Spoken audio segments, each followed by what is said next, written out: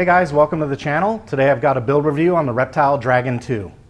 Before I get into the content, I do need to let you know this video is sponsored by Banggood.com. I'd like to say thanks to Banggood for sending me this Reptile Dragon V2 for review. If you're in the market for a Dragon or any other RC plane or equipment, make sure you check Banggood out. They carry a full range of RC products. If you live in the States, they can often get things to you in 10 days or less if you use that express shipping option. All right, let's get into the material. You know, when I made the first look video, I did this kind of facepalm thumbnail, and the reason I did that is because when I opened up this kit, I saw a lot of hardware, and there is a lot of work to do on this plane, a lot of screws, a lot of little parts, but there's nothing challenging about it. It all goes together fairly straightforward. I wanted to start out by showing you guys I got the smart audio to work with the Crossfire Nano. I wish I could tell you what was wrong during the setup video, but I really have no idea. So I'll just show you by hitting the system button and then hitting Crossfire Configure. That'll run. Then we click on the Micro TX. So you can see down here, we've got VTX settings. It says My VTX, Band and Channel. And then there's also a power setting right there at the bottom. So notice on the monitor right now, I've got the camera working. So I've got video feed on the camera. I'm simply going to change the channel just to show you how simple this is. So you click on this field, you spin it a few channels away, click it again, and watch the channel go bad on the monitor. All right, now I'll just change it back to channel 7. Press enter, and here it'll come back. So there we go. There's smart audio control on the Crossfire Nano with Lua on the TX16S. Again, I wish I could tell you what was wrong during the setup video, but I just can't. After the video was over, I just plugged it in and it worked. I'll show you the Nano RX configuration real fast just so you can see what that looks like if you want to set yours up for yourself.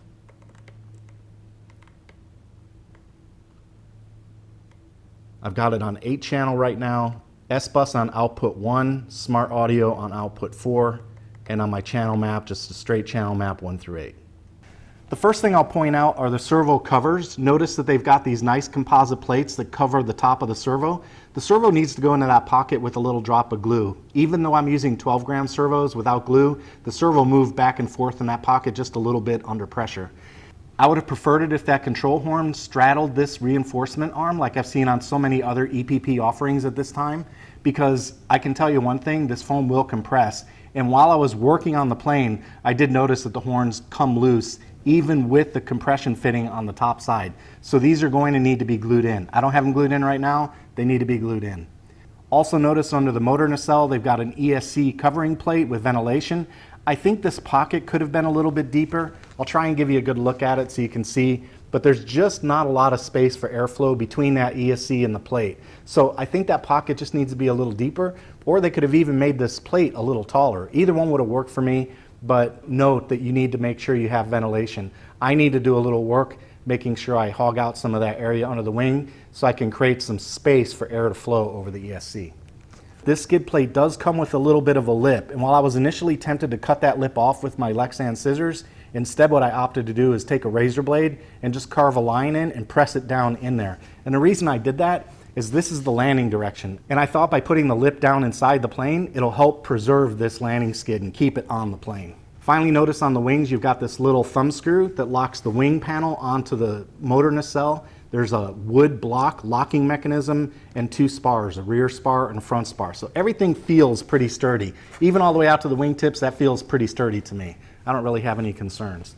One of the mystery things on this plane that I haven't figured out yet are these little embedded nuts. I don't know what they're for. I know what screws go in there, but I don't know what they're for. There's nothing in the directions that I can find about them. Seems like they might be for outriggers to protect the servos. I just don't know. Don't know.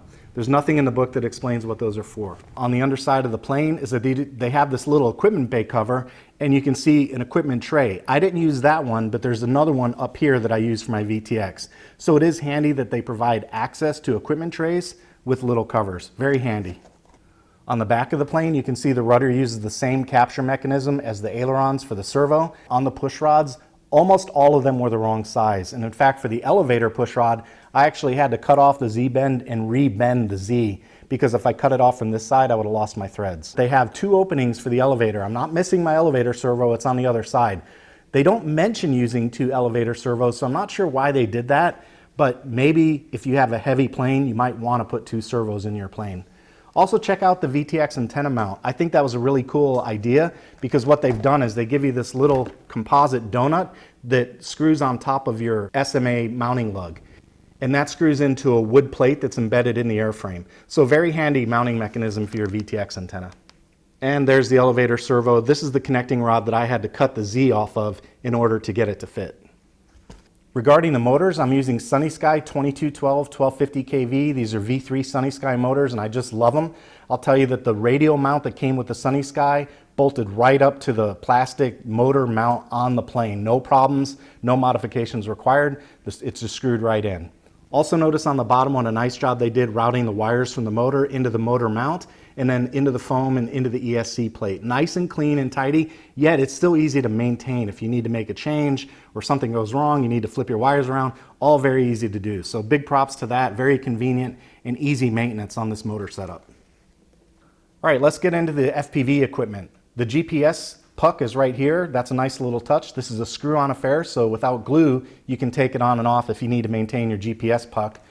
One of my gripes about this plane is the nose. They make room for a GoPro and an FPV camera, which is great. The problem is it's very compact. They have this little plug up front that's glued in, and if they didn't glue that in, that would give you an opportunity to use some heat to shape this opening a little bit to make your cameras fit better. So I kind of wish they would have left that unglued so we could modify this plug to make our cameras fit a little better. I can tell you that I've got them in there right now, but it's very, very tight. I'll also point out that there is no retaining mechanism for the cameras. They're just compression fit only. That's it. You have to press them in and hope they stay. Notice on the top, there's a couple more of those mystery mounting screws. I guess they're for mounting equipment, maybe a flight camera. I'm not sure. They make no mention of it in the book at all, but they're there. So if you want to mount equipment, I guess that's what it's for. All right, let's take a look inside the canopy. I'll tell you the biggest single letdown is this power distribution board. While the board itself is fine, there are two problems with it. One, they don't give you a 3-pin header for your lead to your flight computer. I don't understand why. They give them for your ESC, they give them for this ESC, but nothing for your flight computer. I think that was just kind of weird. The second problem is they don't give you any kind of mounting mechanism at all. And for everything else being focused on mounting equipment on this plane, I think that's a real letdown. I don't know why they didn't provide any option to mount that power distribution board. What I wound up doing is printing my own 3D part, and it's a brace that fits in between these two wood side plates. I'll put a link to that part in the description. It'll be on Thingiverse if you need it for yourself. Notice I've got the Copilot installed in the back, and I've got my TBS Crossfire receiver right there in that nice little compartment on the side with my antenna coming straight out the top. I only have 3 things left to do and the Dragon's ready to fly. I've got to get a Velcro strip in there for the battery, I've got to balance it, and I've got to get my props. The props are on the way, and I did order counter-rotating props. Both of these motors spin inboard. All right, that wraps up my first look at the Dragon 2. I'd like to say thanks again to Banggood for sending this unit out for review and remind you guys, if you'd like to get a Dragon 2 for yourself, I've got an affiliate link in the description. If you like this kind of content, please subscribe and hit that notification bell. It's real important for small channels like mine to continue growing because it helps with placement. That's all I've got for today. Take it easy.